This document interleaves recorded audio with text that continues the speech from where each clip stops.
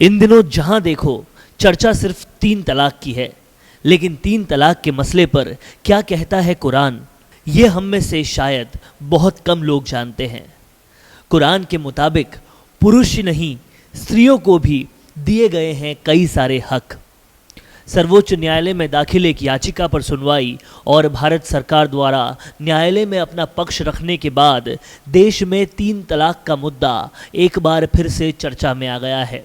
इस देशव्यापी बहस में लगभग तमाम मुल्ले मौलवी अपने अपने तर्कों के साथ 3 तलाक की वर्तमान व्यवस्था के समर्थन में खड़े हैं और भारत सरकार के अलावा आम मुसलमानों का एक बहुत बड़ा हिस्सा इसके विरोध में खड़ा है।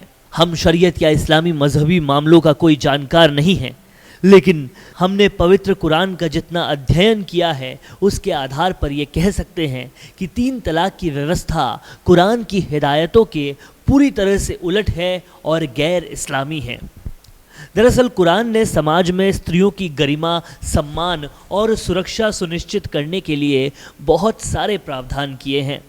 तलाक के मामले में भी इतनी बंदिशें लगाई गई है कि अपनी बीवी को तलाक देने से पहले मर्दों को 100 बार सोचना पड़ेगा। कुरान में तलाक को न करने लायक काम बताते हुए इसकी प्रक्रिया को कठिन बनाया गया है, जिसमें रिश्ते को बचाने की आखिरी दम तक कोशिश की जाती है।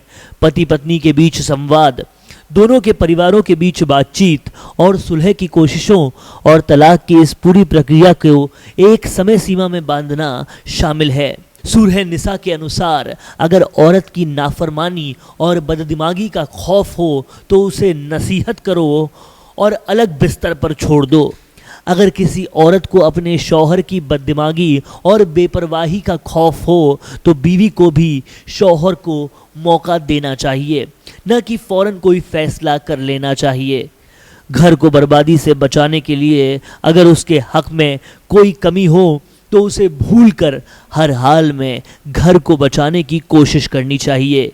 अगर शौहर बीवी की सारी कोशिशें नाकाम हो जाए तो भी तलाक देने में जल्दबाजी करने की जगह एक रास्ता ये है कि दोनों के खानदान में से एक एक समझदार और हक परस्त व्यक्ति को शामिल कर रास्ता निकालना चाहिए। यही नहीं, अगर फिर भी तमाम कोशिशें नाकाम साबित हो जाए तभी भी दोनों को एक दूसरे से अलग हो जाने की इजाज़त है। कुरान में एक तरफा एक ही वक्त में या एक ही बैठक में तलाक देना गैर इस्लामी माना गया है। बहरहाल एक बार में 3 तलाक का तरीका आज के समय में अप्रासंगिक ही नहीं, खुद पवित्र कुरान की भावनाओं के विपरीत है।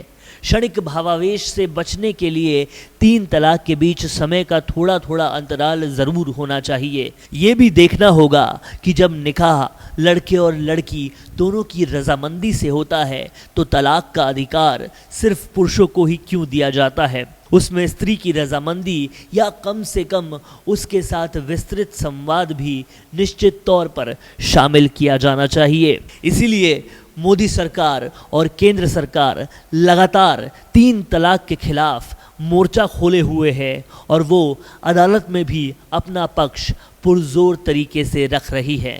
मोदी सरकार सिर्फ यही चाहती है कि जितनी भी मुस्लिम बहनें हैं उन्हें उनका पूरी तरह से हक मिले।